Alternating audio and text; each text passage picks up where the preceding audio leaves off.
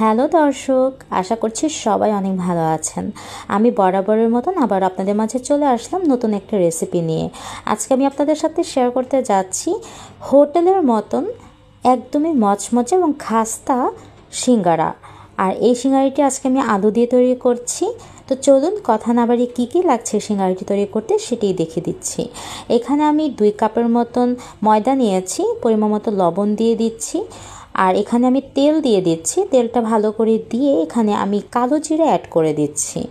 কম বেশি করে নেওয়া যাবে, কোনো সমস্যা নেই। এখন হাত দিয়ে ভালো করে ড্রাই ইনগ্রেডিয়েন্টগুলো আমি একটু মেখে নিচ্ছি। তখন পর্যন্ত মেখে নিতে হবে যতক্ষণ না হাত মুট করলে একটা দলা পেকে যাবে। আশা করছি আপনারা বুঝতে পারছেন। এখানে আমি এরপরে নর্মাল টেম্পারেচারে পানি অ্যাড করে দিচ্ছি। 3/4 কাপের মতো পানি লেগেছে। অবশ্যই কিন্তু ঠান্ডা পানিটা দেওয়ার ট্রাই করবেন। কুসুম গরম পানি দিলে কিন্তু এটা ডোটা নরম হয়ে যাবে।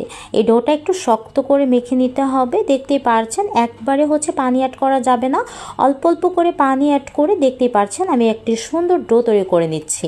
এই ডোটা কিন্তু একদম বেশি নরমও হবে না, শক্ত হয়ে যাবে না। এখন আমি 10 থেকে 15 মিনিটের জন্য এটা রেস্টে রেখে দিচ্ছি। ততক্ষণে কিন্তু আমি ভেতরে পুরটা রেডি করছি। আজকে আমি সরিষার তেল দিয়ে ভেতরে পুরটা বানাবো। এরপরে আমি এখানে প্রায় 1 কাপের মতো ভরে ভরে পেঁয়াজ দিয়ে দিচ্ছি। এখন ভালো করে একটু গোল্ডেন ব্রাউন কালার আসা পর্যন্ত পেঁয়াজটাকে ভেজে নিতে হবে। ভালো করে ভাজা হয়ে গেলে দেখতেই পারছেন পেঁয়াজটা কিন্তু নরম হয়ে এসেছে। সেই পর্যায়ে কিন্তু আমি এখানে চিকেন ব্লেন্ড করে নিয়েছি, সেটা দিয়ে দিচ্ছি। আর কুচি করা আলু দিয়ে দিচ্ছি প্রায় 2টা। আপনারা দেখতেই পারছেন আমি কিন্তু আলুটা একদমই কিউব করে কেটে নিয়েছি। এখন চিকেন ব্লেন্ড করা যে মিহি টেক্সচারটা সেটা আলুটার সাথে ভালো করে মেখে নিতে হবে। তো দেখতেই পারছেন খুব ঝরা ঝরা হয়ে গিয়েছে। আমি আজকে ভেতরের পুরটা একদম একটু শুকনা রাখবো আর একটু সময় নিয়ে ভেজে নেব। এখন দেখতেই পারছেন আলু আর চিকেনটা একদমই ভালো করে ভাজা হয়ে যাওয়ার পরে আমি এখানে দিলাম সাদা আর কালো গোলমরিচ গুঁড়ো, চাট মশলা, 5 ফোড়ন গুঁড়ো দিয়েছি, 1 চামচ আদা বাটা, 1 চামচ রসুন বাটা দিয়েছি। আপনারা চাইলে কিন্তু এখানে আস্ত 5 ফোড়নটাও দিতে পারেন, বাট আমার কাছে আস্তটা ভালো লাগে না, সেজন্য আমি এখানে গুঁড়িটা দিয়েছি।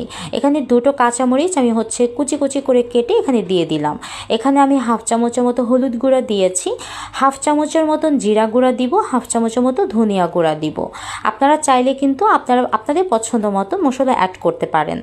হালকা একটু গরম মশলা গুঁড়ো অ্যাড করেছি যাতে টেস্টটা আরও ভালো আসে। পরিমাণ মতো লবণ অ্যাড করে দিলাম। এখন আমি ভালো করে আলু আর চিকেনটার সাথে মশলাটাকে ভেজে নেব।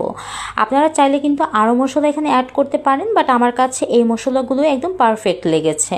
এখন আমি একটু হালকা করে ভালো করে একটু দমে রেখে কিন্তু এটাকে ভেজে নেব যতক্ষণ না আলুটা ভালো করে সেদ্ধ হয়ে যায়। আপনারা কিন্তু এই সিঙ্গারার ভেতরে পুরটা আপনারা কিন্তু এখানে কলিজা দিয়েও বানাতে পারেন, বা বাসায় থাকা কিছু ইনগ্রেডিয়েন্ট দিয়েও কিন্তু এরকম মজাদার চিকেনের পুরটা কিন্তু বানিয়ে নিতে পারেন। এখানে দেখতেই পারছেন আমি কিন্তু বেশ কিছুক্ষণ ঢাকনা দিয়ে রান্না করার পরে আমার আলুগুলো কিন্তু একদম মাখা মাখা হয়েছে। আপনারা চাইলে কিন্তু এটাকে একদম একটা পেস্টও করে নিতে পারেন বা হালকা একটু ম্যাশ করে নিতে পারেন, বাট আমার কাছে এরকম আস্তে আস্তে থাকলেই কিন্তু বেশ ভালো লাগে। আমি একটি বাটিতে উঠিয়ে নিয়েছি। এখন আমার পুরটা তো রেডি। আর এরপর আমি এখন চলে যাচ্ছি তার ডোটার দিকে। দেখতেই পাচ্ছেন আমার ডোটা কিন্তু একদম পারফেক্টভাবে রেডি হয়ে গিয়েছে। এখন আমি হালকা একটু প্রেস করে নিচ্ছি, অল্প একটু লম্বাটে করে নিচ্ছি এবং কেটে নেব যে কয়েকটা আমি সিঙ্গারা বানাবো। এখন দেখতেই পাচ্ছেন আমার ডোটা কিন্তু একদম প্রপার ওয়েতে রেডি হয়ে গিয়েছে।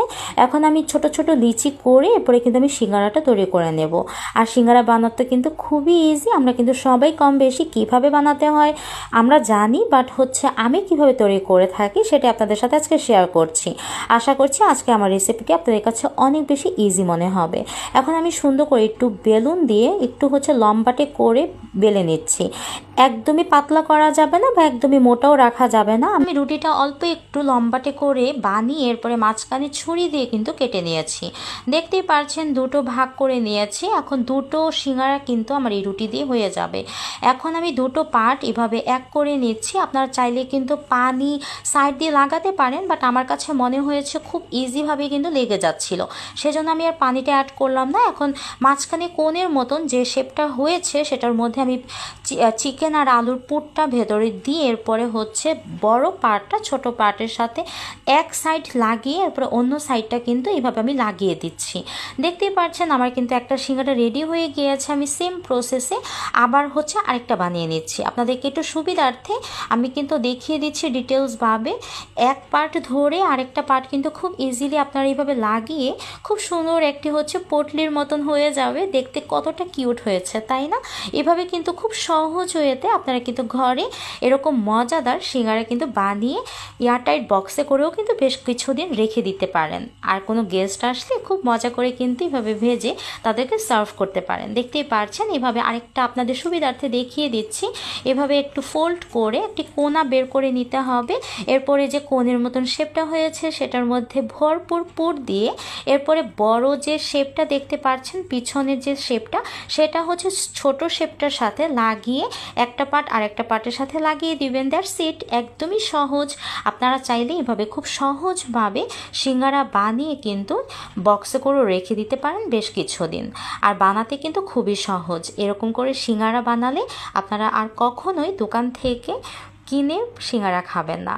আর আমরা কিন্তু গরম গরম খাস্তা সিঙ্গারা খেতে খুব বেশি পছন্দ করি। আর এরকম করে সিঙ্গারা বানালে কিন্তু খুব বেশি ক্রিস্পি হয়। দেখতেই পারছেন আমার সবগুলো সিঙ্গারা কিন্তু বানানো হয়ে গিয়েছে। এখন আমি কড়াইতে পর্যাপ্ত পরিমাণ তেল দিয়ে দিয়েছি।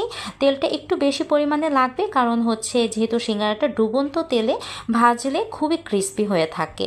এখন তেলটা কিন্তু হালকা গরম হতে হতেই কিন্তু আমাদের সিঙ্গারাগুলো দিয়ে দিতে হবে।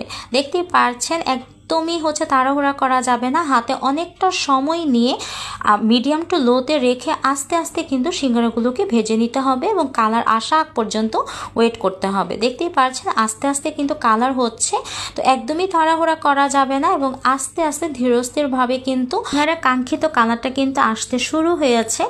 একটু উল্টিয়ে পাল্টিয়ে আমি হচ্ছে একটু ঘুরিয়ে ঘুরিয়ে দিচ্ছি যাতে সবগুলো পার্টে আমার হচ্ছে গোল্ডেন ব্রাউন কালার আসতে পারে।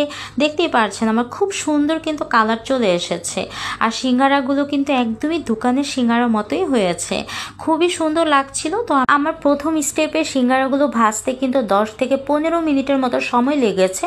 অবশ্যই কিন্তু একটু সময় নিয়ে আস্তে আস্তে কিন্তু ভেজে নেবেন। আমার সিঙ্গারাগুলো হয়ে যাওয়ার পরে আমি হচ্ছে উঠিয়ে নিয়েছি।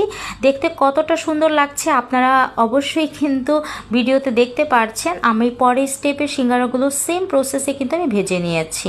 কতটা সহজ ওয়েতে আমরা কিন্তু হোটেলের মতো মচমচে সিঙ্গারা কিন্তু ঘরেই বানিয়ে ফেললাম।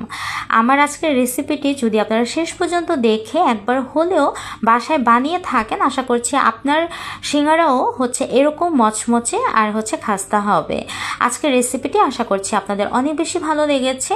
আর যদি ভালো লেগে থাকে সাবস্ক্রাইব করে বেল বাটনটা অন করে দিতে একদমই ভুলবেন না। আপনাদেরকে একটা সিঙ্গারা একটু ভেঙে দেখিয়ে দিচ্ছি ভেতরটা কতটা পুরে ভরপুর আর কতটা ক্রিস্পি হয়েছে। ভিডিওটি ভালো লাগলে আপনাদের ফ্রেন্ডস আর ফ্যামিলির সাথে শেয়ার করতে একদমই ভুলবেন না। আবারও হয়তো দেখা হবে নেক্সট কোনো ভিডিওতে। সে পর্যন্ত ভালো থাকবেন। আল্লাহ হাফেজ।